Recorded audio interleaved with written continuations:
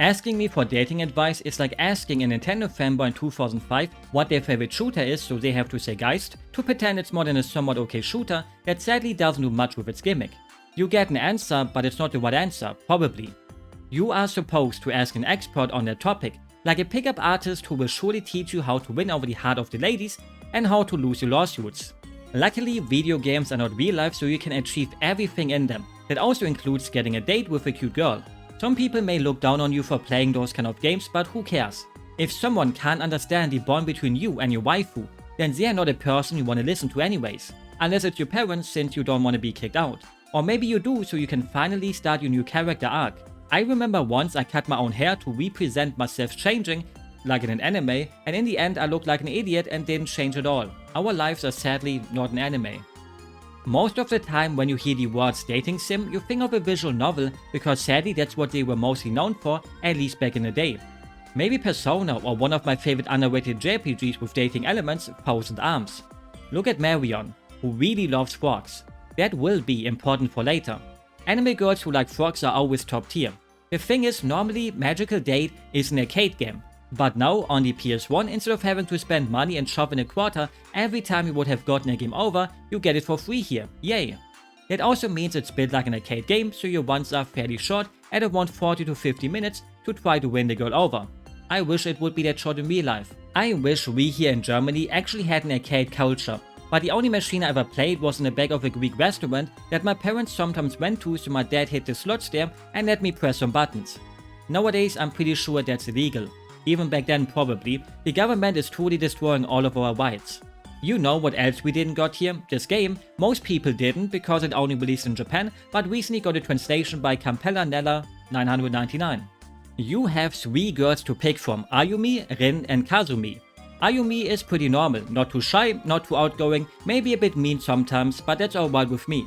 I'm used to it anyways and maybe I like it.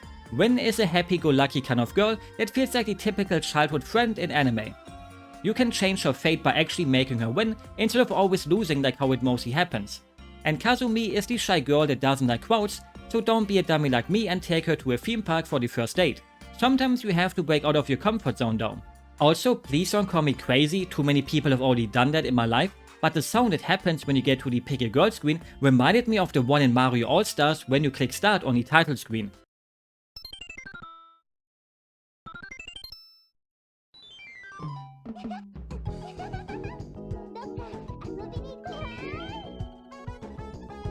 You hear it too, right? I'm not crazy. When you have decided on a girl, every choice except Kazumi is wrong by the way, the game starts and it's basically a bunch of minigames you have to clear the best you can. Because the better you play, the better the rank, basic math. I hate math, it ruined my life. If you play badly, you get less stars, and less stars mean the girl won't love you at the end. I got already rejected too many times in real life. I can't also have it happen inside of a game. It was only twice, but well, that's enough to break a man sometimes. I'm okay, thanks for asking. This may look like a board game, but there's no real board gaming aspect to it. No dice or anything fancy like that, instead you always move up one tile and each tile gives you a minigame or a little break where you have to answer questions about yourself, and depending on what you pick, the girl will be happy or not so happy. I'm gonna be honest, I would rather go to the theme park with the bros than with her, but hey, sometimes you need to tell a lie. Otherwise she might have gotten the totally wrong idea here. Bros before hoes though, always.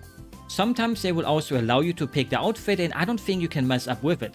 I did a save and loaded it up twice to see if they have different answers depending on what you pick, but it was the same dialogue both times.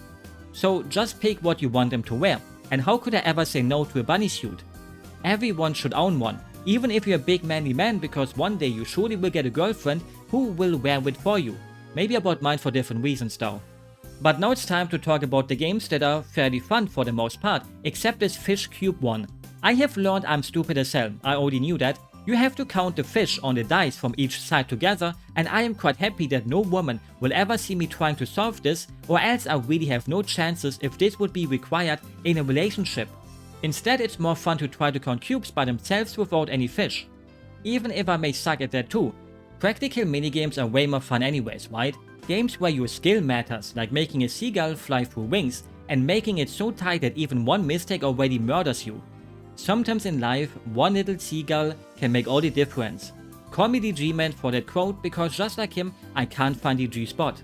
Since he can't be spotted in a new game. Unless this will age badly, but hey, at least people will get Half-Life 3 then finally. Hopefully they won't be disappointed like how I'm disappointing you.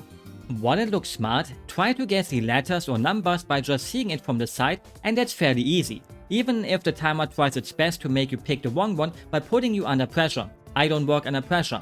Every time I pick something wrong, I did it on purpose to make myself dumber than I am, to give everyone the impression that even a perfect person like me makes mistakes. It's fine to do them. Or you can learn how to not get scammed by the shell game here. You wanna know the easiest way to win this in real life? Don't play it. You will be scammed if you see someone in public trying to do this with you. Even if you pick the right shell, you won't win. Earlier, I told you to watch out for frogs, and here it is. Maybe the best fighting game of all time.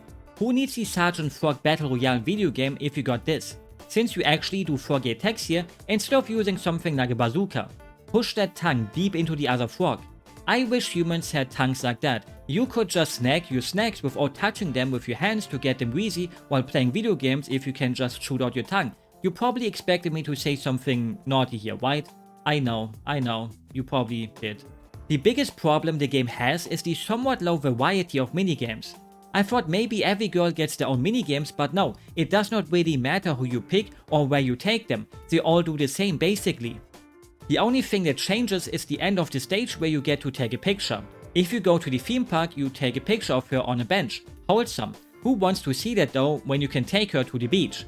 Despite popular belief, I am not a pervert. Going to the beach is a completely normal thing, and yeah.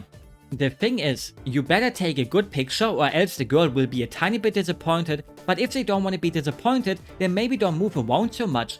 Aren't people supposed to stand still and say cheese to get the right shot? I hate cheese. I always did. It's fine on something like pizza, but overall, I'm not the biggest fan. Don't judge me, please. For reasons, I had to cut out a cheese joke here. The kind of cheese that the human body can produce. Also at the end you get to see the pictures you took while you are getting told if you were a good enough boy and won her heart over, or if you failed. And let me tell you, you can tell it is an arcade game. The minigames are not super duper hard for the most part, but you need to pretty much always get an A rank or else you will still be cucked. Even with safe scumming I messed it up because I wasn't doing it perfectly enough. I thought doing a simple fuck up here and there is okay, because I don't need to A rank everything, but you kinda need to.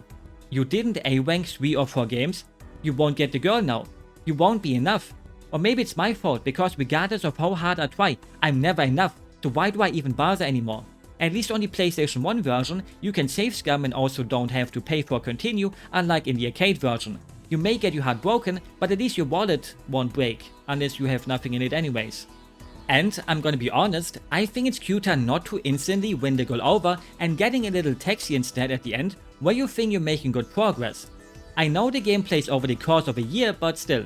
Let me give you one little tip unlike this MC. Don't think like this and imagine if your crush has a different crush. That's total cuck mentality. It will hurt your soul if you think about it. Or maybe use it as a motivation to ask your crush out before it's too late. I don't know. Do what you want and don't listen to a random guy on the internet.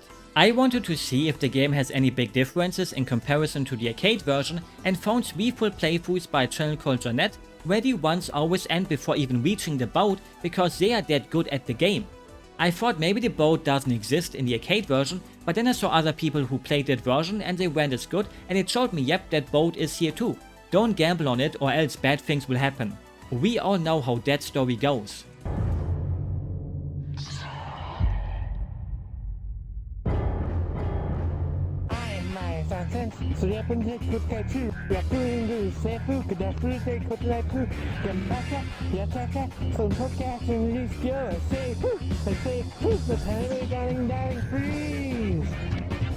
But there's more to the game than you might think, because there's a dance button on the menu, where you can dress up the girl of your liking and watch her dance and sing.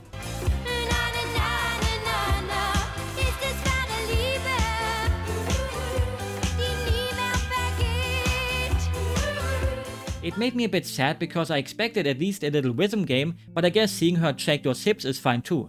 I may be a boomer, but no, I don't think this is attractive. Even back then I would have not done something naughty while watching this. I had to watch MTV and Viva music videos when I was young instead. Or you can also use the photo mode and throw all the minigames overboard and just enjoy taking pictures and pretending you're playing Pokemon Snap with girls. There's probably a hentai game that works like that. If there's not one, there will be one soon. I have a confession to make. I never actually played Pokemon Snap. I hope you can forgive me for that. With that said, I hope you enjoyed the video and will have a good day, a good night, or whatever fits your time zone. I know that was rather short, but that fits me well anyways, and in the end, it's what I deserve. I have already closed the book of love for the rest of my life, so I don't even need it in video games because, well, I would betray my waifu if I had more than one, right? Bye bye.